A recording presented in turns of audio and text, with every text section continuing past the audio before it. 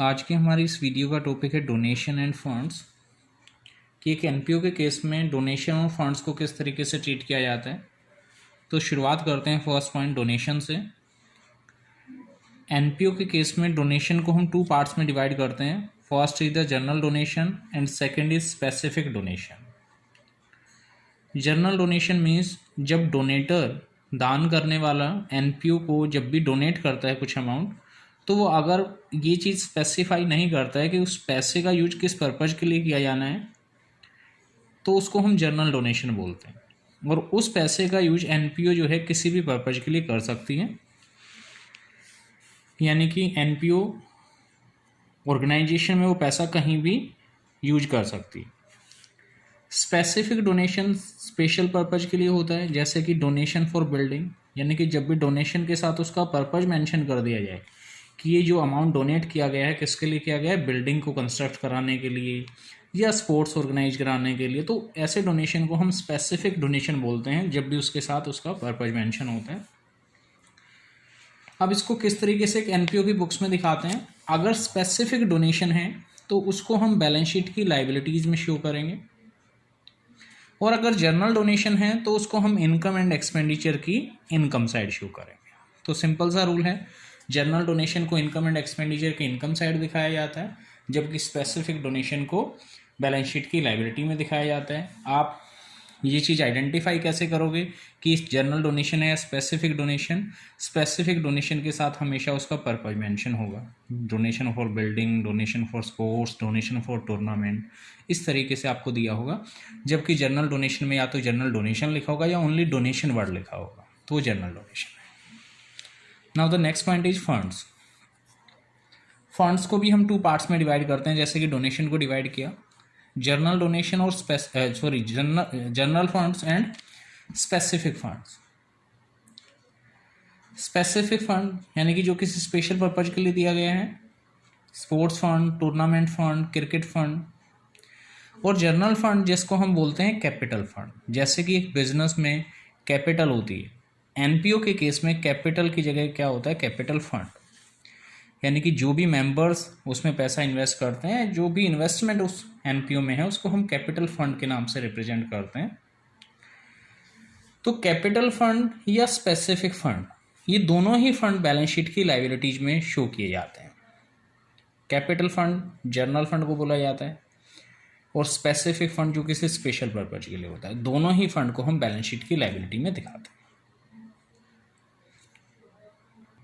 Specific fund को जब हम बैलेंस शीट की लायबिलिटीज में दिखाते हैं तो कुछ पॉइंट्स हमें ध्यान रखने होते हैं कि किस तरीके से उसको शो किया जाना है, वो मैं आपको एक बार बता देता हूँ।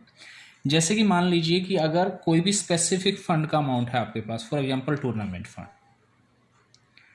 अगर इस फंड से रिलेटेड आपको कोई भी इनकम या कोई भी डोनेशन रिसीव होता है, तो वो बैलेंस शीट की लायबिलिटी में उसी फंड में प्लस कर दिया जाता है, और उस फंड में से कोई भी आप एक्सपेंस कर दें तो वो उसी फंड से माइनस होगा। ये एडजस्टमेंट करने के बाद ही आप फाइनल फिगर को बैलेंस शीट की लायबिलिटी में दिखाएं। इसको हम एक क्वेश्चन की हेल्प से समझ लेते हैं। जैसे कि एग्जांपल है, show how will you deal with the following items in the final accounts of Chetak club Jaipur. आप ये बताइए, ये कुछ आइटम्स आपको गिवन है, आप चेतक क्लब है एक, यानी कि एक एनपीओ है, उसकी बुक्स में इन आइटम्स को आप किस तरीके से दिखाएं। जैसे कि फर्स्ट आइटम हमें दी है प्राइज फंड। अभी हमने बात की थी कि फंड को बैलेंस शीट की लायबिलिटी में दिखाते हैं, चाहे जनरल फंड है या स्पेसिफिक फंड। और ये प्राइज फंड क्या है, स्पेसिफिक, क्योंकि इसके साथ इसका पर्पज मेंशन है। प्राइज फंड 80,000 का, इसको हमें बैलेंस शीट की लायबिलिटी में दिखाना चाहिए। प्राइज फंड 80,000 इनर कॉलम में मैंने इसको दिखाया है। उसके बाद नेक्स्ट है interest on prize fund investment. हमें इंटरेस्ट रिसीव हुआ प्राइज फंड इन्वेस्टमेंट पे। प्राइज फंड इन्वेस्टमेंट क्या है, अब ये बता देता हूँ मैं आपको। जो फंड का पैसा है, अगर हम उसको एनपीओ के बाहर इन्वेस्ट कर देते हैं तो उसको इन्वेस्टमेंट हम बोलते हैं, और इन्वेस्टमेंट हमारी एसेट होता है। अगर कहीं भी आपको क्वेश्चन में मिलता है प्राइज फंड या कोई भी स्पेसिफिक फंड इन्वेस्टमेंट, यानी कि इंटरेस्ट नहीं लिखा है उसके साथ, तो वो इन्वेस्टमेंट आपके लिए एसेट है और उसको आप एसेट में दिखाएंगे। लेकिन यहाँ पर क्या लिखा है, इंटरेस्ट। अब उस इन्वेस्टमेंट पे जो इंटरेस्ट मिलेगा वो आपकी इनकम होगा। यानी कि वो इनकम कब हुई, जब फंड के पैसे को आपने इन्वेस्ट किया। तो एक तरह से उस इन्वेस्टमेंट से जो इनकम होती है उसको हम फंड में प्लस कर देते हैं। प्राइज फंड को दोबारा मैं बता देता हूँ, प्राइज फंड को हम लायबिलिटी में दिखाएंगे। प्राइज फंड इन्वेस्टमेंट अगर क्वेश्चन में है या कोई भी स्पेसिफिक फंड इन्वेस्टमेंट उसको मैं इन्वेस्ट कर दूं तो वो एसेट में आ जाएगा, क्योंकि इन्वेस्टमेंट मेरी एसेट होती है। और जब उस इन्वेस्टमेंट से कोई इनकम होगी इंटरेस्ट की फॉर्म में, डिविडेंड की फॉर्म में, तो वो फंड के अमाउंट में इंक्रीज ऐड हो जाएगी।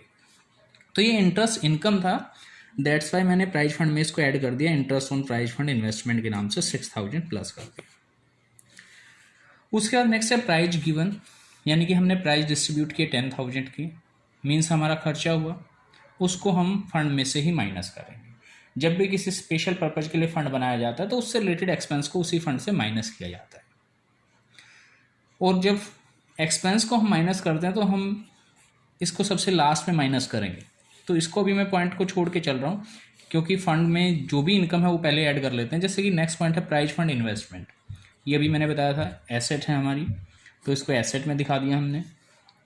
प्राइज फंड इन्वेस्टमेंट के बाद है donation for prize fund, prize fund के लिए हमें डोनेशन मिला तो फिर वही फंड का अमाउंट इंक्रीज हुआ, ये भी प्लस कर दिया।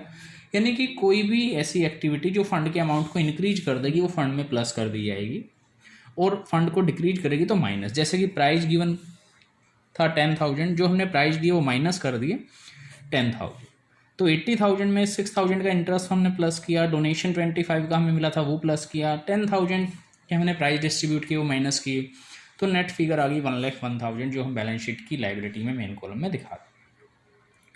कई बार क्वेश्चन में ऐसी सिचुएशन आएगी, मान लीजिए जो एक्सपेंसेज हुए उस फंड से रिलेटेड वो फंड के अमाउंट से भी ज़्यादा हो जाते हैं। फॉर एग्जांपल जैसे कि हाँ 80,000 फंड था, 6,000 इंटरेस्ट था, 86 प्लस 25,000, 1,11,000, यहाँ तक का टोटल मान लीजिए 1,11,000 आया।